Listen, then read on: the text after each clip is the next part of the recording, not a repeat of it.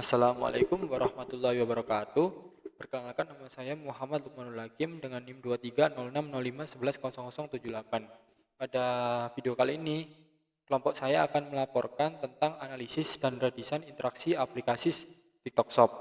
Dengan anggota kelompok, saya sendiri Muhammad Lukmanul Hakim, dan kedua teman saya yaitu Muhammad Zidan Putra Aditya dan Abi Kobus Samsyid. Kemudian lanjut. Untuk bab 1 ini identifikasi sistem dan filosofi masalah. Jadi sistemnya yang kita pakai dalam studi kasus pada kali ini itu menggunakan sistem TikTok Shop, yang dimana platform sosial e-commerce yang menggabungkan hiburan, video pendek, live streaming dengan transaksi digital. Meskipun dilengkapi fitur canggih seperti rekomendasi AI, integrasi fitur yang terlalu padat ini sering memicu kebingungan pengguna karena sistem kadang gagal menyesuaikan diri dengan kecepatan proses belanja manusia. Jadi bagaimana desain yang ada di TikTok Shop ini membuat bingung para penggunanya, karena sistem ini banyak fitur-fiturnya gitu loh di TikTok Shop itu. Oke, lanjut. Identifikasi 5 masalah utama usability atau kegunaan. Pertama yaitu gangguan kognitif. Video promosi yang berputar otomatis mendistraksi pengguna saat membaca spesifikasi produk. Jadi ketika video live stream itu ada di TikTok, kemudian kita klik belanja atau keranjangnya, itu videonya masih terplay gitu atau masih berputar. Jadi kita tidak fokus ke informasi utama yang berupa produknya, namun kita itu kebingungan karena bercampur dengan berputarnya live streamingnya. Kemudian yang kedua yaitu jurang evaluasi. Notifikasi barang masuk keranjang terlalu cepat, hilang, dan tidak detail. Nah, ini. Jadi nggak ada modal atau pop-up yang menampilkan kalau semisal kita mengklik produk itu dimasukkan ke keranjang, kurang inovatif, kurang informatif. Terus yang ketiga yaitu kegagalan artikulasi. Panel pilihan warna ukuran menumpuk dengan ikon kecil dan teks terpotong sehingga sulit diklik. Nah, ini harus pentingnya pemilihan variasi. Terus yang keempat, minim pemulihan atau recoverability. Tidak ada fitur batal atau undo jika pengguna tidak sengaja menghapus barang dari keranjang. Oke, yang terakhir yaitu kompleksitas navigasi. Sulitnya mengubah alamat pengiriman saat checkout akibat terlalu banyak penambahan fitur baru. Oke, yang bab kedua yaitu analisis learnability, flexibility, robustness. Yang pertama, learnability. Video otomatis dan panel varian menutupi informasi penting, synthesizability rendah, sehingga menghambat niat pengguna saat berbelanja. Ini yang disebut teori yang namanya Growth of Execution. Yang kedua yaitu flexibility, sistem kaku, tes migratability rendah, jadi migrasi antara tugas-tugas itu rendah karena pengguna kesulitan mengubah alamat pengiriman tanpa harus keluar dari alur belanja utama. Jadi ketika kita itu mau memilih dikirimkan ke alamat yang lain, itu seharusnya aplikasi ini menyediakan opsi gitu loh, mau dikirimkan kemana yang sudah kita setting gitu loh. Alamat yang kita udah setting itu, semisal di kos, ya udah kita pilih alamat yang ada di kos. Kalau semisal ingin dikirimnya ke rumah, berarti alamatnya berbeda dong. Jadi ada opsi sebelum check out. Yang ketiga yaitu robustness atau ketangguhan atau ketangguhan. Sistem kurang tangguh karena notifikasi yang terlalu singkat memicu keraguan, observability rendah, dan ketiadaan fitur undo mencegah pengguna memperbaiki kesalahan, recoverability gagal. Jadi ketika kita memasukkan produk ke keranjang itu kurang informatif. Jadi tidak ada informasi yang lebih detail terkait barang apa atau produk apa sih yang kita sebenarnya itu masukkan ke keranjang gitu, dan apakah itu udah masuk keranjang dengan pasti gitu loh. Oke, yang selanjutnya yaitu perencanaan solusi dan visualisasi redesign. Yang pertama redesign case 1, optimasi fokus pada halaman detail, masalah distraksi audio visual otomatis yang merusak siklus evaluasi.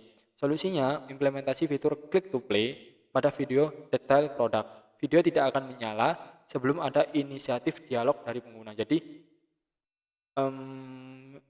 penggunanya itu dapat berfokus kepada produknya, bukan videonya gitu. Rasionalitas memberikan ruang visual yang tenang untuk mengurangi beban kognitif load, agar pengguna fokus pada tujuan utama membaca spesifikasi produknya tadi. Itu. Nah, ini untuk redesign case 1, optimasi fokus pada halaman detail. Jadi pada video kali ini kan campur antara live streaming ini. Terus di sini itu sebelum kalau mau munculkan modal ini harus klik keranjang. Nah, tampilnya kayak gini. Produk-produk ini. Nah, kita maunya kalau semisal diklik itu tampilnya kayak gini afternya. Jadi ketika diklik keranjang terus produknya itu jadi langsung nutup semua ini. Nutup semua kayak gini. Nggak ada dua panel gini yang tertimbun oleh produk-produknya. Oke, selanjutnya akan dijelaskan kepada rekan saya, Muhammad Zidan. Di sini saya akan melanjutkan presentasi dari kelompok kami, yang mana redesign di sini redesign case 2 pop-up card per sistem untuk evaluasi. Dengan masalah notifikasi sekilas yang memperlebar jurang evaluasi, dengan solusi mengganti notifikasi teks singkat menjadi pop-up card yang persisten berisi icon centang, gambar produk, dan tombol aksi selanjutnya. Dengan rasionalitas mengadopsi prinsip visibility of system status agar pengguna dapat memvalidasi aksi tanpa rasa ragu. Sini untuk gambarnya, yang mana before-nya seperti ini, notifikasinya kecil, kemudian untuk yang after-nya notifikasinya seperti ini dan ada gambarnya. Untuk redesign case 3, ergonomi, panel varian, dan fitur pemulihan, yang mana masalahnya teks terpotong dan kegagalan pada tahap artikulasi.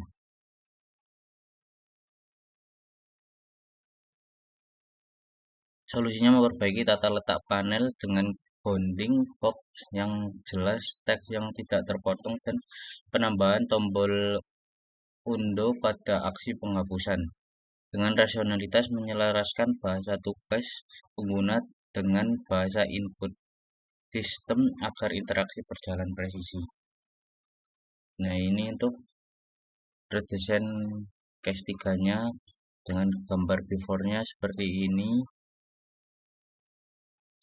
Untuk ukuran dan untuk afternya seperti ini. Kemudian pada bab keempat, implementasi konsep normen dan aturan emas. Yang pertama, penerapan prinsip desain normen. Umpan balik mengganti notifikasi sekilas dengan pop-up card persisten agar pengguna mendapat info yang jelas saat memasukkan barang ke keranjang. Dengan batasan tombol beli dikunci abu-abu sampai pengguna melengkapi pilihan varian untuk mencegah kesalahan atau error prevention. Dan selanjutnya keterjangkauan affordance memberikan penanda visual yang kontras pada varian yang dipilih agar fungsinya langsung dipahami. Oke, selanjutnya yaitu integrasi aturan emas desain atau golden rules. Yang pertama yaitu konsistensi, yaitu mempertahankan tata letak standar e-commerce agar pengguna merasa familiar dan mudah beradaptasi. Yang kedua adalah pembalikan tindakan atau easy reversal, yaitu menyediakan fitur undo saat menghapus barang di keranjang agar pengguna tidak cemas saat melakukan kesalahan. Yang ketiga yaitu kurangi beban memori, yaitu mematikan video putar otomatis atau autoplay agar pengguna bisa fokus membaca spesifikasi tanpa distraksi visual atau audio. Selanjutnya yaitu rasionalitas implementasi. Yaitu desain ulang ini memprioritaskan efektivitas, efisiensi, dan kepuasan pengguna di atas sekedar inovasi visual. Tujuannya adalah untuk menyelaraskan sistem dengan cara kerja manusia agar lebih mudah dan nyaman digunakan. Selanjutnya yaitu bab 5, evaluasi usability dan refleksi kritis. Yang pertama, skenario uji dan metrik evaluasi, yaitu ada skenario tugas, yaitu pengguna mencari produk, memilih varian tanpa distraksi video, menambahkannya ke ranjang, lalu mengonfirmasi melalui pop-up card. Selanjutnya yaitu metrik penilaian.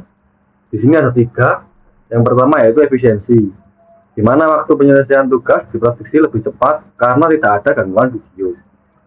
Selanjutnya efektivitas, yaitu tingkat kesalahan seperti salah klik varian diharapkan menurun drastis dengan tata-letak yang baru.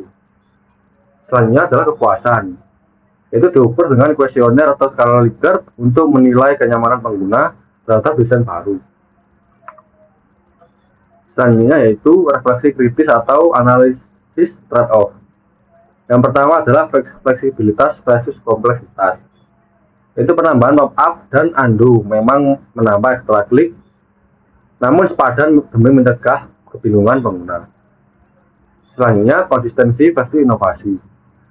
Itu memilih desain standar e-commerce yang sudah familiar dibanding mempertahankan desain asli TikTok yang inovatif namun mengorbankan keterbacaan. Selanjutnya yaitu kepastian atau observability versus kecepatan, yaitu lebih baik mengorbankan waktu sedetik untuk pop-up konfirmasi yang jelas daripada pengguna harus bolak-balik mengecek ranjang karena keraguan. Untuk selanjutnya yaitu kesimpulan, itu kualitas interaksi antar muka sangat menentukan kemudahan pengguna dalam mengambil keputusan. Desain yang sukses adalah desain yang mampu menyelaraskan tujuan manusia dengan tindakan sistem secara efektif. Oke, mungkin sekian dari kami. Bila ada salah kata, kami mohon maaf. Wassalamualaikum warahmatullahi wabarakatuh.